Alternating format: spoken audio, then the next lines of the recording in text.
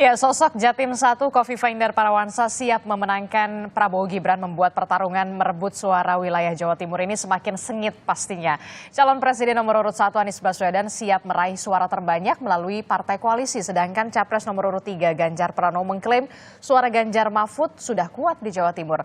Lalu bagaimana strategi 3 calon presiden merebut suara di Jawa Timur? Secara daring sudah ada Dewan Pertimbangan Timnas Anies Muhaimin, Pak Syaiful Huda. Assalamualaikum, Gus Huda. Salam pagi, Mbak. Pagi. Ada juga semua. juru bicara tim kampanye nasional Prabowo Gibran, ada Pak Wihadi Wianto. Selamat pagi, Assalamualaikum Pak Wihadi. Pagi, Assalamualaikum. Ada juga juru bicara tim pemenangan nasional Ganjar Mahfud, ada Mas Eno Bagaskoro. Selamat pagi, Mas Eno. Selamat pagi, Mbak. Assalamualaikum. Waalaikumsalam. Dan juga ada pengamat politik dari Universitas Brawijaya, ada Pak Wawan Sobari. Selamat pagi, Assalamualaikum Pak Wawan. Selamat pagi, Waalaikumsalam. Terima kasih, Mbak. Iya, ini kita masih membahas soal copras-capres politik 3 hari menjelang pergantian tahun. Nggak apa-apa ya, demi masa depan Indonesia yang lebih baik lah ya pastinya ya, Bapak-Bapak semuanya. Maaf sedikit diganggu liburan ya. Ini kan kalau kita lihat Jatim 1, Ibu Khofifah Indar Parawansa ini siap untuk memenangkan Prabowo Gibran di pemilu 2024. Rekomendasi dari partai koalisi memang sudah diberikan kepada Bu Khofifah untuk Pilgub Jatim 2024. Nah, untuk PKB ini kan kita sudah tahu ya, sudah kuat lah ya di Jatim suaranya, bahkan kalau tidak salah di 2019 saja di nomor 2 setelah PDIP begitu. Nah, selain PKB, kemudian bagaimana partai koalisi pengusung Anies Muhaimin ini meraup suara pemilih Jawa Timur, Gus Huda? Ya, yang pertama ya sebagai hak masing-masing warga negara punya hak.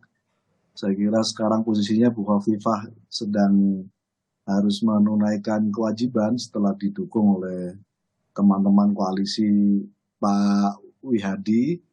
Ya sekarang kewajibannya Mbak Khofifah untuk menjalankan tugas membantu dan memenangkan pasangannya Pak Wihadi, dalam hal ini pasangan Prabowo dan Gibran. Itu satu aspek saya kira dan kita hormati menyangkut soal itu. Nah, kalau kita baca Jatim itu kan sekaligus kita membaca peta kultural plus ideologis sebenarnya. Dalam konteks itu banyak lapisan-lapisan yang saya kira nanti Pak Wawan bisa bercerita bagaimana relasi antar tokoh, relasi antar konstituen di Jawa Timur.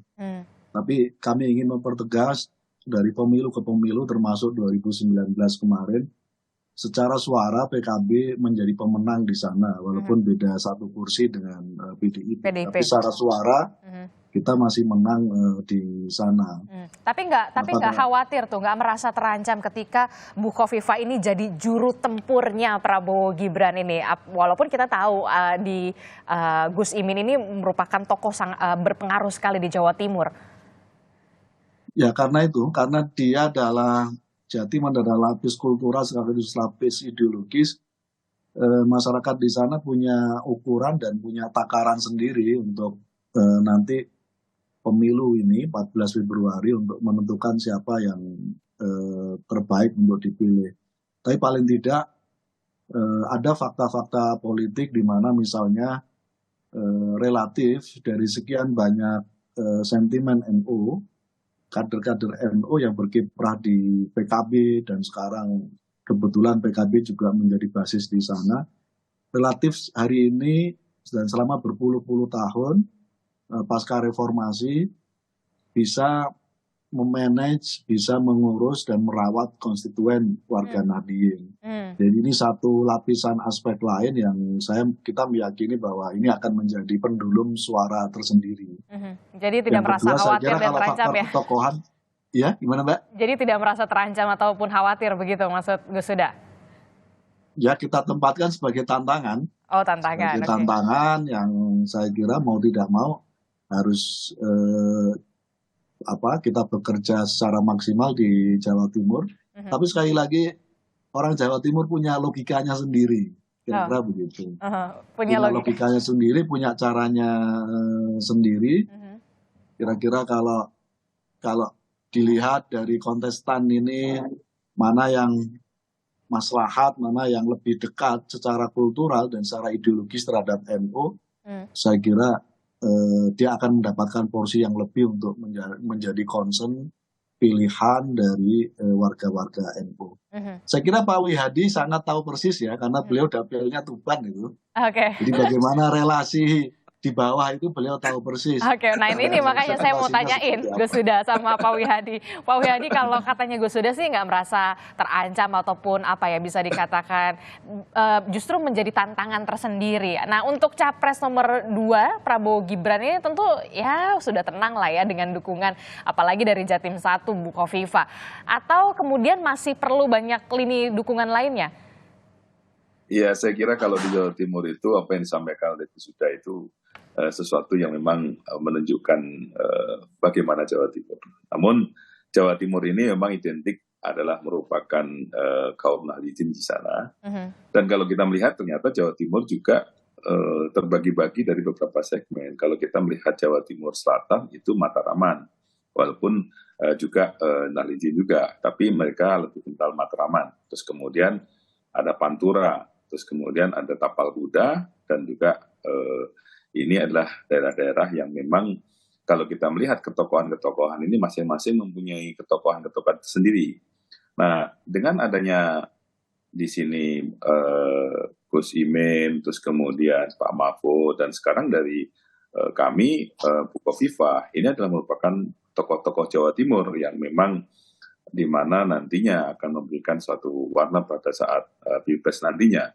Jadi saya kira di sini memang kalau kita melihat trennya juga apa yang dilakukan di 2019 Pak Prabowo yang mungkin pada saat itu tidak didukung oleh kaum Nahdliyin karena bagaimanapun juga di partai koalisi pada saat itu tidak ada partai daripada Nahdliyin, tapi ternyata juga banyak juga warga NU yang waktu itu mendukung Pak Prabowo karena bagaimanapun juga sekarang ini di Gerindra, boleh dikatakan di partai-partai lain, itu semuanya juga NU semua. Jadi saya kira bahkan di 2019 itu Gerindra menempati posisi ketiga ya di Jawa Timur untuk suara Jatim. Iya, suara ketiga dan Pak Prabowo sendiri 34% pada saat itu. Jadi saya kira apa yang sudah dilakukan oleh 2019 oleh Pak Prabowo tentunya sudah mempunyai pemilih-pemilih dan mempunyai pendukung-pendukung Pak Prabowo yang dari tahun 2019 bahkan bukan 2019, 2014 pun juga demikian. Jadi saya kira kemudian dengan adanya Bukovifa yang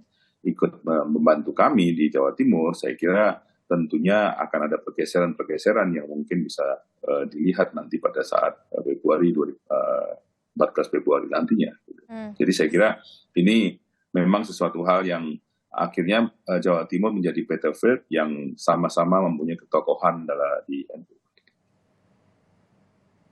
Oke.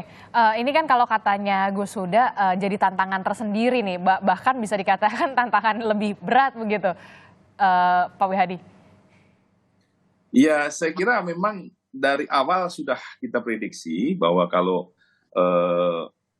adanya Gus Muhaimin, terus kemudian adanya Pak Mahfud, adanya Bukovifa. Jadi Bukovifa memang mempunyai ketokohan di kaum Fatayat dan Muslimat. Jadi saya kira ini adalah kekuatan Jawa Timur juga yang tidak bisa kita lihat bahwa ini adalah kekuatan yang begitu saja. Tetapi kekuatan ini adalah kekuatan yang sangat mendukung Bukovifa menjadi gubernur pada saat waktu pilkada yang lalu. Dan saya kira ini sudah juga merupakan satu potensi yang ceruk suara yang mungkin bisa kita manfaatkan untuk dengan Bukovifa untuk bisa mendorong kami untuk memenangkan di Jawa Timur. Jadi saya kira memang suatu tantangan itu memang kalau dikatakan ya inilah battlefield-nya Jawa Timur yang terjadi sekarang ini. Dan jangan lupa juga dengan Matraman bahwa Demokrat juga kita melihat bahwa Pak SBY daerah Pacitan Matraman itu ya itu juga sesuatu kekuatan yang tidak boleh dilihat enteng juga karena saya lihat ya. Jadi Pak SBY sendiri pun juga sudah sering turun ke Pacitan. Jadi saya kira ini adalah merupakan potensi juga untuk memenangkan Jawa Timur secara keseluruhan. Ini kalau Gitu. kita lihat sebenarnya masing-masing kubu ini baik itu Anies Mohaimin, Prabowo Gibran ataupun juga Ganjar Mahfud ini juga tiga-tiganya punya tokoh berpengaruh yang cukup kuat di Jawa Timur begitu ya untuk kemudian saling berebut suara Jawa Timur. Nah, untuk capres nomor urut 3 nih Mas Seno, ini kan mengaku ya berkat sosok Pak Mahfud ini dari tokoh Madura ini apakah cukup kemudian menjadikan Jawa Timur ini lumbung suara kedua setelah Jateng? Ya, pertama-tama di suasana tahun baru yang adem ini memang asik kita pagi-pagi hari ini membicarakan Jawa Timur, Mbak. Karena bagaimanapun seperti yang tadi disampaikan bahwa di Jawa Timur itu di antara dua pasangan calon yang lain, di pasangan Amin dan di pasangan nomor urut 3, ini memang sudah ada tokoh-tokoh Jatim yang kemudian menjadi calon wakil presiden. Ada Caimin yang itu identik dengan culture di Jatim, Pak Mahfud juga sangat identik dengan Madura. Jadi sebenarnya kalau bicara tentang Jatim, ini sudah ada dua pasangan calon yang menganggap atau melibatkan tokoh Jatim menjadi calon wakil presiden. Maka menjadi sebenarnya bagi kami tidak terlalu mengherankan pada saat kemudian Bu Khofifah hari ini membalas dukungan politik yang didapatkan oleh beliau untuk maju kembali di Pilgub tahun depan itu kemudian dengan mendukung pasangan Pak Prabowo dan Mas Gibran. Buat kami tidak terlalu mengejutkan, apalagi setelah ada dukungan politik. Kalau saya ingat-ingat lagi di tahun 2018, Mbak, yang tidak mendukung beliau itu kan ada 4 partai. 3 partainya itu sekarang hari ini juga tidak di koalisi 02 gitu. Ada PDI Perjuangan yang hari ini mendukung Pak Ganjar dan Pak Mahfud, ada PKB, kemudian ada juga PKS gitu, yang mendukung pasangan 01. Sehingga ini dulu mendukung calon lain yang bukan Bu Khofifah dan Mas Emil Dardak. Jadi hari ini kalau ada balasan dukungan politik ke Pak Prabowo dan bukan ke pasangan yang lain, saya rasa ini sesuatu yang bisa diprediksi sebelumnya dan bukan sesuatu yang betul-betul mengejutkan. Buat kami ini hak politik dari masing-masing tokoh, masing-masing orang yang kami akan hargai. Tetapi perlu diingat betul Mbak bahwa sebenarnya saya rasa dalam satu daerah itu saya yakin tidak ada variabel tunggal, satu tokoh tertentu yang kemudian bisa mendrive suara begitu banyak orang. Apalagi saat ini bicara di Jawa Timur yang begitu dinamis dan kompleks. Saat bicara mendengarkan Pak Wiyadi tadi, memang di Jawa Timur ini kan ada banyak telatah kebudayaan. Jadi ada yang tadi disampaikan Matraman, ada tapal kuda, Pantura, ada arek, ada Madura, dan lain sebagainya yang ini berbeda-beda. Dan beragam sekali ya. Keberagaman ini juga menghasilkan keberagaman kepemimpinan lokal yang berbeda-beda juga. Kalau dilihat dari kepala-kepala daerah tingkatan kabupaten dan di kota, hari ini di luar yang penjabat-penjabat atau PJ-PJ, banyak juga loh kepala-kepala daerah yang hari ini misalnya berasal dari partai pendukung Pak Ganjar, Pak Mahfud, dari PDI Perjuangan misalnya. Dan banyak yang masih muda-muda juga kalau bicara tentang kepemimpinan muda. Kalau Gus Huda mengatakan ini jadi tantangan tersendiri. Nah, kalau misalkan dari pasangan Ganjar Mahfud sudah terduga atau seperti apa? Merasa terancamkah begitu? Walaupun memang kita tahu tokoh dari Pak Mahfud MD ini memang punya tokoh apa ya? Berpengaruh begitu, berpengaruh kuat utamanya di Madura. Ya kita merasa seru dan kalau kata orang Surabaya los nggak rewel lah Mbak. Jadi apapun yang terjadi itu ini menjadi semakin seru karena persaingan politiknya, persebaran atau distribusi tokoh-tokoh Jatimnya juga semakin merata. Ke setiap pasangan calon ada tokoh Jatimnya. Dan hari ini juga harus diingat pemenang saat bicara tentang kursi pemilunya itu dari kursi DPRD Jawa Timur itu nomor 1 PDI Perjuangan, nomor 2 PKB.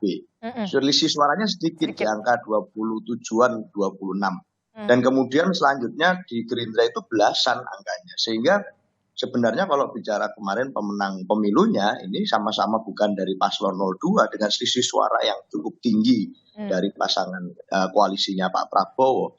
Jadi dukungan politiknya di daerah-daerah, apalagi dengan dukungan misalnya dari tokoh-tokoh lokal, dari kepala-kepala daerah dan lain sebagainya yang di tingkatan kabupaten kota, wali kota, bupati yang ini banyak sekali, ini sebenarnya warna-warni di Jawa Timur ini luar biasa dan tidak kemudian bisa diklaim oleh siapapun tokoh elit yang ada di Jatim. Jadi kita yakin bahwa memang betul Jatim menjadi battlefield yang sangat menarik dan kita akan terus los gak rewel. Terima kasih. Wes gak rewel. Kalau misalkan mengutip, saya mau tanya, nggak bahaya tah?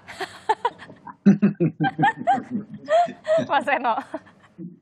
Ya, gak spiro lah, Mbak.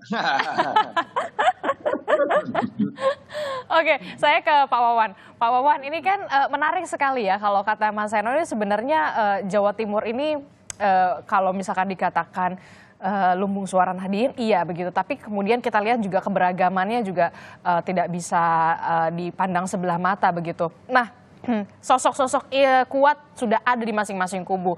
Di kubunya Amin ada Gus Imin, kemudian di kubunya Pak Ganjar Mahfud tentu saja ada tokoh ketokohan dari Pak Mahfud, kemudian ada juga Mbak Yeni yang jangan juga dilupakan.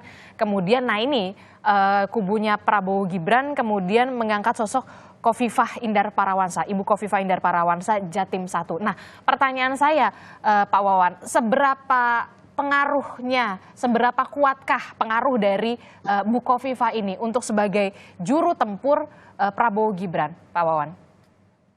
Ya, saya perlu sampaikan dulu tadi bahwa saya setuju ya dengan apa yang dikatakan Mas Aryo, kemudian Pak Wihadi, Pak Gus Huda gitu kan. Tapi satu hal begini, jadi apa yang penunjukan keberpihakan Bu Khofifah kan bukan hal yang istilahnya itu bukan cek kosong ya, karena kan Gerindra adalah partai pertama dan PAN yang kemudian menyerahkan dukungan surat untuk beliau maju pilgub di 2024. Jadi itu satu hal yang menurut saya menjadi kenapa kemudian Bu Khofifah sampai bertekad seperti itu begitu ya. Dan itu berbeda di pemilu 2018 lalu. Gerindra justru mendukung berkoalisi dengan PDIP saat itu gitu kan, mendukung Gus Ipul dan Mbak Putih gitu. Jadi itu satu hal penting harus dicatat gitu. Nah, bicara Jawa Timur itu terutama bicara politik di akar rumput, terutama bicara tentang tadi ya kekuatan. Kalau dikatakan bahwa hasil survei mengatakan bahwa 80% Jawa Timur itu NU gitu kan. Nah, mengaku sebagai berafiliasi pada NU baik aktif maupun tidak aktif gitu kan. Nah, baik NU struktural maupun NU kultural nyebutnya gitu. Nah, NU itu dalam konteks politik itu sangat cair. Jadi saya tidak mengatakan bahwa NU itu harus mengikuti ke salah satu, tidak gitu ya. Loyalitas kepada kiai ya, tetapi di satu sisi pilihan politik bisa berbeda tergantung kemudian patronnya siapa. Nah, Bu Khofifah itu harus dilihat di Jawa Timur itu sebagai tokoh perempuan ya, Nahdlatul Ulama yang juga memegang pimpinan Muslimat NU, Badan Otonom NU yang itu sangat kuat perannya di masyarakat. Jadi politik emak-emaknya jalan, gitu kan. Nah, maksud saya kenapa? Karena saya melakukan riset, ya, terutama saya melakukan riset ketika disertasi saya, ya, kemudian juga saya beberapa riset yang lain, terutama di wilayah baik itu terutama di Mataraman, ya, yang tadi di wilayah kultural Mataraman, atau kemudian juga di Tapal Kuda, itu yang bisa, mohon maaf ya, tanda petik menandingi kekuatan politik nasionalis terutama PDIP itu bukan sekedar NU, bukan sekedar PKB. Tapi salah satu mesin politik, mesin sosial yang bisa berubah menjadi mesin politik adalah Muslimat, gitu kan. Jadi itu bergerak militan, begitu ya. Dan ini terbukti di beberapa wilayah, ya, di beberapa wilayah yang di Mataraman yang justru dikuasai oleh di situ adalah partai nasionalis seperti PDIP, PKB bisa menang. Ya, nah misalkan begini, contoh misalkan di pilkada terakhir, gitu ya, peran Muslimat kuat memenangkan pilkada di Kabupaten Blitar yang itu sudah sekian puluh tahun dikuasai oleh PDIP. PKB menang, calon PKB menang, berkoalisi dengan PAN, gitu kan. Nah itu pengaruhnya kuat berarti ya peran Muslimat ini ya? Itu kuat. Jadi apalagi Bu Khofifah sebagai ketua dan itu boleh dianggap sebagai patron yang sangat kuat, gitu ya. Beliau sebagai pemimpin perempuan yang juga peduli terhadap perempuan, gitu. Nah, selain Muslimat, ingat ada juga Fatayat, sayap mudanya, gitu kan, perempuan sayap muda NU, gitu kan, itu juga penting. Jadi sehingga saya katakan tadi NU tidak menjadi faktor yang saya katakan faktor yang sangat cair kalau memperhitungkan di Jawa Timur. Terus kemudian juga kita bisa melihat yang lain adalah bahwa betul pemilihan Bukoviva ini tidak bisa menjadi sesuatu yang logis, tetapi di sisi lain juga memang saya lihat misalkan di 4 partai yang sudah mendukung Bukoviva itu, terutama tadi dikatakan oleh Pak Wihadi, betul bahwa kekuatan Partai Demokrat itu sangat kuat di Ponorogo, kemudian di Trenggalek, ya, dan juga di Madiun.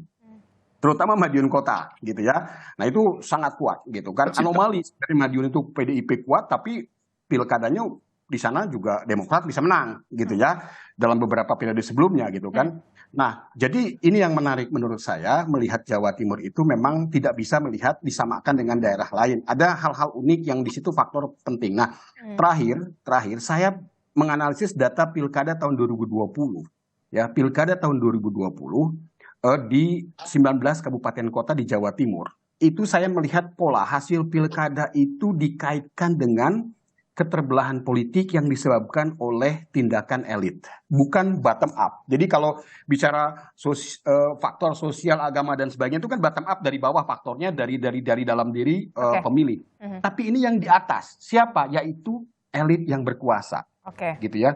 Jadi di sana itu misalkan kepala daerahnya dari partai apa, maka partai yang dia dukung itu ada efek ekor jasnya. Nah itu kenapa? Karena dikonstruksi lewat kebijakan-kebijakan pemimpin. Nah itu jadi, nah dalam gubernur pun, pilgub pun bisa jadi pola itu dilakukan, gitu, bahwa kebijakan yang dipakai oleh gubernur itu suatu saat juga nanti akan menjadi istilahnya faktor pendorong untuk tadi ya keterbelahan politik tadi. Oke, itu menarik sekali ya, lengkap sekali, komprehensif sekali. Kalau kita lihat Jawa Timur ini memang 80% ini suaranya suara NU, tapi kemudian ada keunikan tersendiri di Jawa Timur yang kemudian menjadi PR tentu saja bagi ketiga paslon ini untuk merebut suara Jawa Timur, walaupun memang masing-masing kubu ini sudah punya, bisa dikatakan, tokoh yang kuat dan juga berpengaruh begitu ya di Jawa Timur. Lalu bagaimana peluang ataupun kans dari masing-masing paslon ini merebut suara hati Jawa Timur? Jangan kemana-mana, tetaplah bersama kami di Sapa Indonesia Pagi.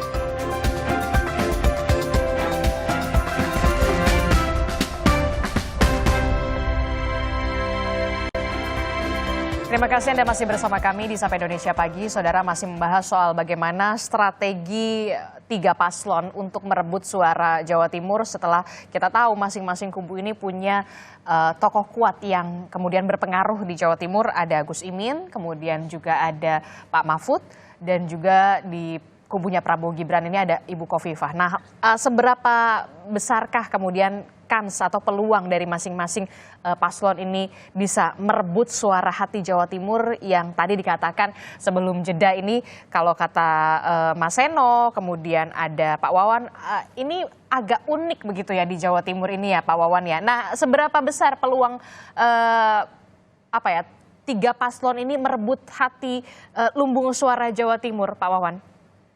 Ya, saya tentu harus berdasarkan ke data gitu ya. Jadi memang kalau survei yang terakhir gitu ya dari indikator politik itu kan sudah jelas memang di situ Pak Prabowo itu lebih unggul gitu ya di Jawa Timur gitu kan. Baik dari popularitas nama, kemudian juga dari faktor likability atau kedisukaan itu juga tinggi gitu kan. Kemudian dari datanya, risetnya LSI juga yang sampai 5 Desember juga sama begitu ya. Jadi di Jawa Timur itu clear gitu, memang Pak Prabowo itu cukup memang leading juga gitu kan. Dan yang itu sebenarnya juga kalau dikaitkan dengan Bukoviva itu juga kemudian, makanya saya katakan tadi ini strategik gitu, karena memang Bukoviva juga elektabilitasnya juga tertinggi gitu kan. Survei Juni 2022 itu tahun lalu itu Bukoviva surveinya Poltreking itu kan sudah mencapai 39,8% gitu kan. Jadi itu Juni 2022 gitu. Nah, tentu setahun terakhir beliau banyak turun ke bawah, banyak tidak hanya apa istilahnya itu duduk di Surabaya, tidak hanya memimpin Jawa Timur dari Surabaya, tapi juga beliau turun ke bawah. Dan saya ya ngobrol lah dengan beberapa birokrat di provinsi, begitu kan, memang ya itu dilakukan. Nah, tetapi gini, satu hal lain. Jadi apa yang turun ke Jawa Timur itu bukan hanya Bukofifah, ya, tapi juga sudah ada beberapa tokoh yang akan maju nanti di gubernur. Ya, yang sekarang rajin ke Jawa Timur adalah Pak Menpan. Ya, itu rajin sekali dan Bu Risma, nah, terutama Pak Menpan, rajin terus itu turun ke Jawa Timur. Gitu. Setiap ada momen kegiatan Menpan, rajin di Jawa Timur, entah ke Malang dan sebagainya. Tapi ya itu juga bagian dari dinamika politik ya, karena saya pikir target Bukofifah untuk mendukung Pak Prabowo sudah sangat jelas, gitu kan. Beliau sudah jelas dicalonkan oleh 4 partai yang sudah mengirimkan surat resmi 2 dukungan, ya. Setelah itu Golkar sama Demokrat menyusul, gitu. Jadi kan itu sudah clear, sudah sangat kuat. Ini dengan apa ya? Dengan dipilihnya Bukofifah sebagai bisa dikatakan dalam tanda kutip juru tempur begitu ya untuk merebut suara Jawa Timur, ini bisa menjadi warning tersendiri nggak sih untuk paslon 01 dan juga 03? Ya, kalau saya tadi argumen saya sederhana tadi, gitu kan, karena beliau adalah pemimpin emak-emak di Jatim dan Indonesia, terutama dari kalangan Nahdlatul Ulama yang saya pikir tadi punya jejaring sosial yang sangat kuat. Jadi emak-emak di Jawa Timur, terutama para apa istilahnya itu aktivis muslimat itu kan betul-betul istilahnya itu bergerak bukan hanya pada level menengah ke atas, tetapi betul-betul di bawah. Dan mereka itu punya banyak kegiatan sosial yang itu bisa dikapitalisasi, tanda petik ya, menjadi modal politik. Modal politik itu apa? Dalam konteks politik, political capital itu adalah popularity, likability, kemudian terutama itu strategi-strategi populisme bisa dijalankan lewat itu, begitu ya. Nah, itu tinggal itu saja nanti kalkulasinya di situ. Nah, tetapi saya yakin timnya Pak Aryo, Gus Huda itu juga punya strategi lain gitu kan, karena istilahnya itu yang namanya manuver politik itu kan tidak bisa dilihat lurus gitu kan. Kita lihat 1-2 bulan nanti ke depan juga saya yakin akan ada manuver politik lain begitu. Makin kan. sengit, Jadi, makin panas gitu ya. Makin sengit dan saya khawatir nanti ada isu personal. Itu yang saya khawatirkan, isu personal gitu kan. Kepada tadi yang tokoh-tokoh tadi gitu kan, itu yang saya khawatir sebenarnya, mudah-mudahan tidak lah gitu kan. Isu personal yang akan dikhawatirkan itu yang kemudian akan muncul begitu. Itu yang saya khawatirkan nanti kemudian untuk popularitas siapapun yang menjadi pendukung dari capres di Jawa Timur nanti diserangnya oleh isu personal. Tapi isu personal ya jangan sampai kemudian yang kampanye hitam ya. Kalau kampanye negatif sih oke-oke aja karena itu memang berdasarkan fakta dan data yang valid begitu. Tapi kalau sudah sampai ke kampanye hitam itu yang menurut saya sangat merugikan, nanti bisa menimbulkan keterbelahan yang lebih parah begitu. Mungkin itu. Oke, Gus Huda nih kalau tadi kita mendengarkan dari uraian penjelasan dari Pak Wawan gini ya, menarik sekali dikatakan ini jangan jangan main-main nih sama emak-emak gitu ya. Nah, ini Anda melihatnya punya strategi apa nih untuk pasangan 01 ini? Ya tadi itu Pak Wawan menyampaikan seolah-olah Mbak Khofifah itu calon presiden atau wakil presiden. Ini Mbak Khofifah tidak ikut dalam Pilpres. Jadi semua skema disampaikan oleh Pak Wawan saya kira konteksnya lebih tepat melihat Bu Khofifah sebagai calon gubernur gitu. Ya, yang saya katakan tadi, mohon maaf, 39,8 itu elektabilitas beliau sebagai calon gubernur. Betul. Artinya begini. Artinya publik dan rakyat warga NU di Jawa Timur tahu bahwa Pak Khofifah tidak ikut dalam Pilpres ini. Tidak sebagai cawapres atau sebagai capres gitu. Itu artinya pasti muslimat, fatayat dan semuanya punya cara sendiri karena Mbak Khofifah bukan sebagai calon wakil presiden gitu. Nah pada konteks itu saya kira pasti akan terjadi preferensi pemilih warga NU yang sangat berbeda gitu. Itu berbeda konteks ya kalau tadi disampaikan misalnya Mbak Khofifah sebagai calon wakil presiden itu yang pertama. Jadi sangat berbeda. Ajakan Mbak Khofifah posisinya adalah Mbak Khofifah sebagai tim sukses. bukan Mbak Khofifah sebagai kandidasi dalam pilpres ini. Itu berbeda derajatnya, berbeda derajatnya. Itu yang pertama. Yang kedua, ada lapis di dalam tubuh masyarakat di Jawa Timur, yaitu lapis alumni-alumni pondok pesantren yang itu hari ini, yang selama dalam pilpres tidak pernah terbuka untuk menyampaikan dukungan, hari ini menyampaikan terbuka secara dukungan.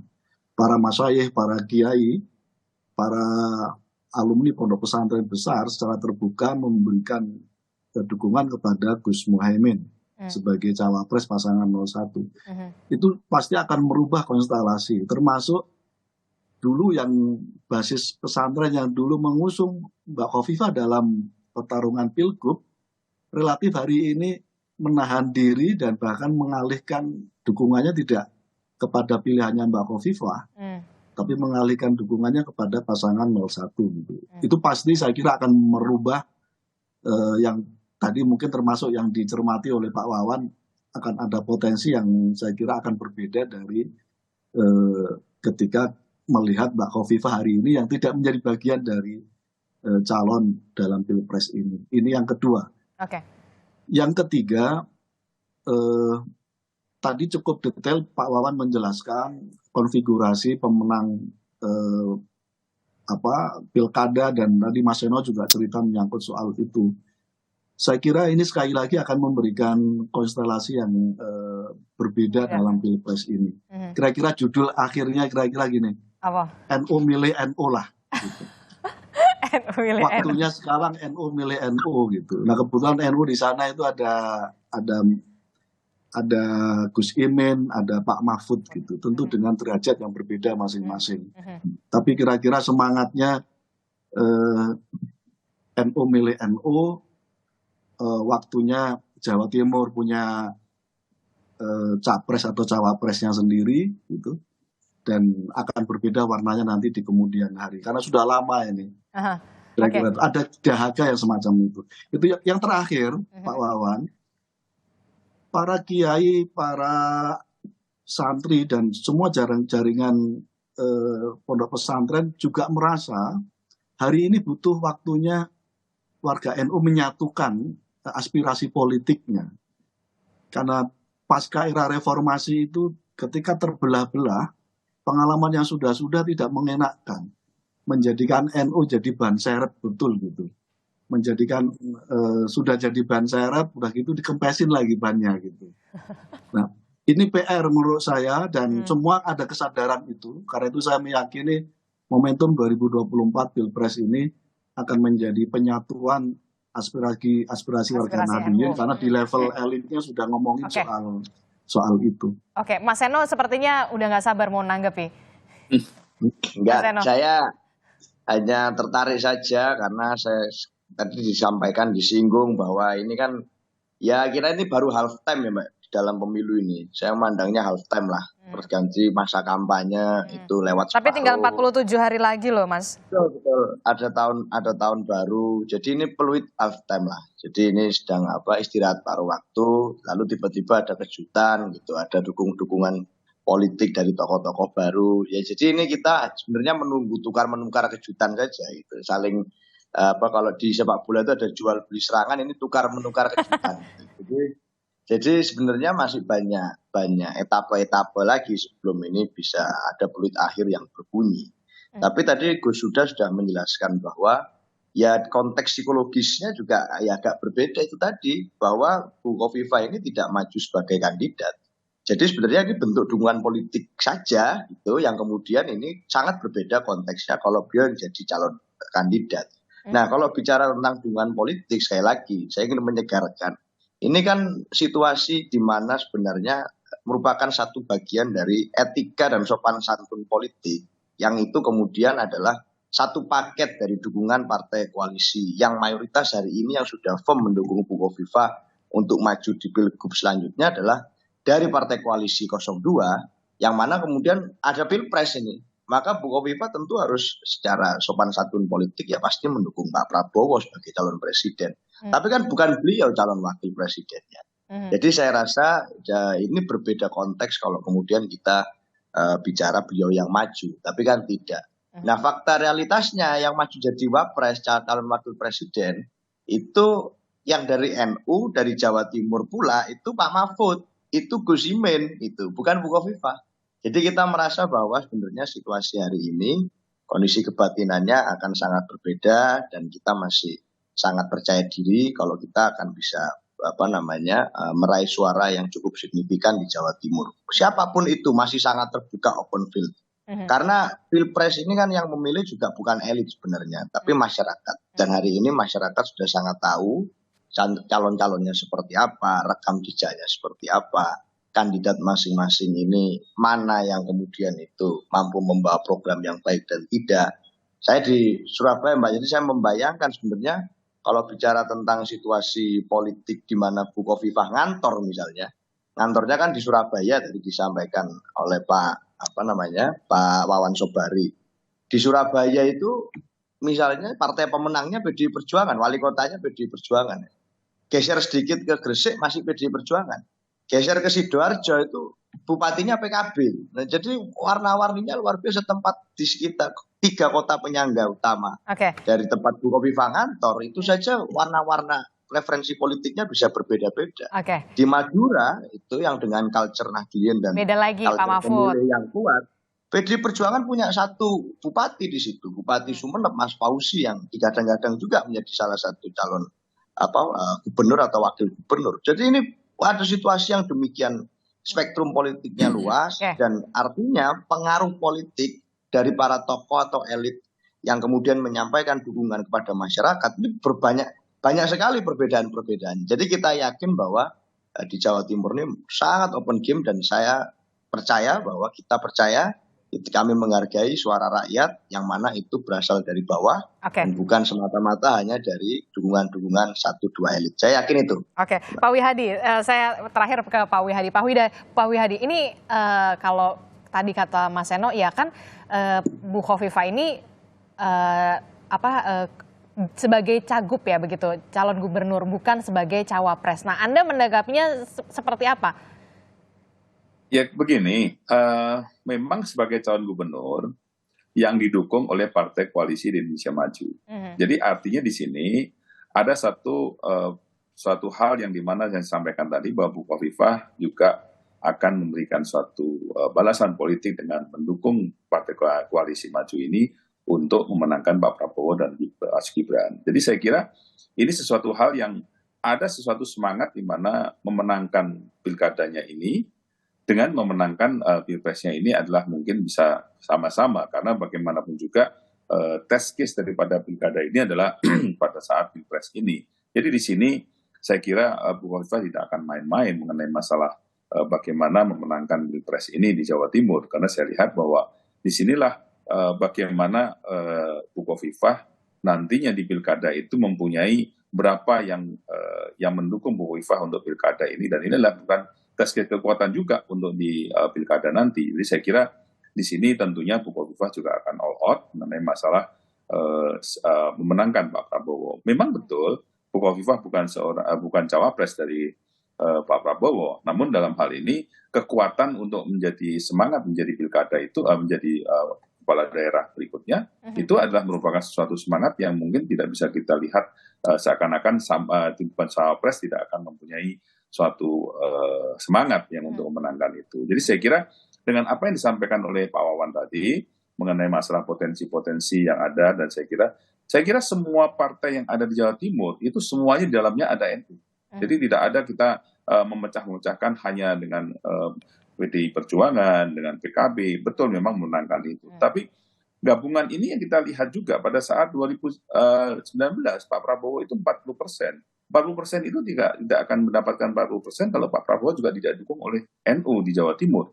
Jadi saya kira potensi yang ada di Jawa Timur itu semuanya memang NU dan tersebar di mana-mana. Jadi kalau NU ada di mana-mana itu dan di mana-mana itu memang suatu hal yang terjadi di Jawa Timur. Jadi saya kira apa yang disampaikan oleh Gus Huda, apa digantikan oleh Mas Aryo, itu adalah memang persepsi dari masing-masing pasangan dan partai yang memang itu bisa memang itu semuanya bisa terjadi. Dan Oke. saya kira kalau kita melihat dari survei-survei terakhir, bahkan CSIS terakhir memberikan survei bahwa pasangan kami itu sudah 50%. Jadi artinya di sini apa yang disampaikan oleh 2018 oleh Pak Prabowo Mbak Atia 30%, artinya ada kenaikan, dan Oke. kenaikan ini tentunya dari koalisi, dari Golkar, dari Oke. Demokrat, mungkin itu akan menambah daripada suara kita di Jawa Timur. Jadi Oke. saya kira kita bicara NU ini bicara semua kalau di Jawa Timur. Tidak ada partai yang tidak ada NU-nya di Jawa Timur. Oke, masih ada 47 hari lah ya untuk meyakinkan publik, khususnya untuk Ya. di wilayah Jawa Timur. Karena saya percaya dari 3 kubu ini, 3 paslon masing-masing ini punya punya ketokohan yang sangat kuat. Ada Gus Imin, kemudian juga ada Mbak Khofifah, kemudian juga ada Pak Mahfud. Itulah yang kemudian menjadi bekal masing-masing paslon ini juga yang bisa dikatakan untuk merebut suara hati Jawa Timur yang tadi kalau kata Pak Wawan ini unik, kata Mas Seno juga unik, beragam semuanya. Kita akan tunggu bagaimana, dan pastinya nanti kita juga akan tunggu debat debat ketiga kalau tidak salah ya, ketiga ya, untuk Capres di tanggal 7 Januari 2024. Bagaimana kita akan melihat 3 Capres kita ini akan mendeliver gagasan-gagasan mereka. Terima kasih Bapak-Bapak, ada Gus Huda, kemudian juga ada Pak Wihadi, ada Mas Seno, ada Pak Wawan. Terima kasih untuk pandangan dan juga perspektifnya di pagi hari ini. Sehat-sehat selalu Bapak-Bapak.